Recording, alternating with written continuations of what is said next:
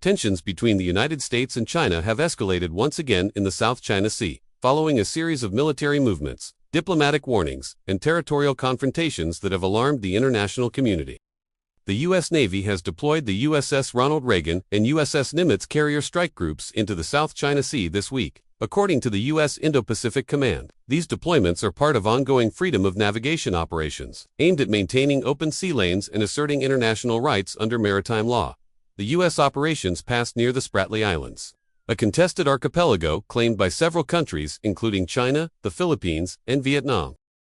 China's Ministry of National Defense condemned the U.S. maneuvers, calling them a direct threat to Chinese sovereignty. In response, Beijing launched large-scale live-fire naval drills in surrounding waters and mobilized fighter jets and warships from its base in Hainan Province. A spokesperson for the Chinese Foreign Ministry stated, "The United States must stop provocative military actions. The South China Sea is China's indisputable territory."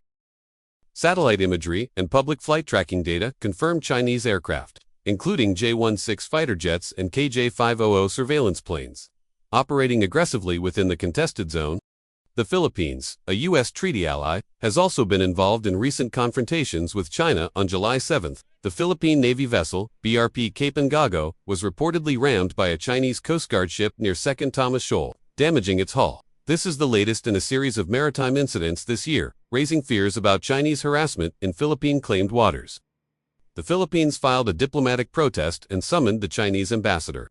In a separate development, China imposed sanctions on a former Filipino senator, further straining bilateral relations. In a strong diplomatic show, U.S. Secretary of State Marco Rubio, currently attending the ASEAN Security Summit, reaffirmed America's military and strategic presence in the region. Rubio stated, "The United States will continue to stand with our allies to ensure freedom of navigation and peace in the Indo."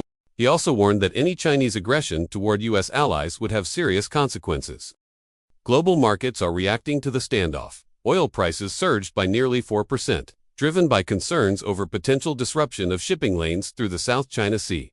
Asian stock markets, including the Hang Seng and Nikkei, opened lower amid investor anxiety. ASEAN nations, particularly Vietnam, Malaysia, and Indonesia, have issued statements calling for restraint and a return to diplomatic dialogue.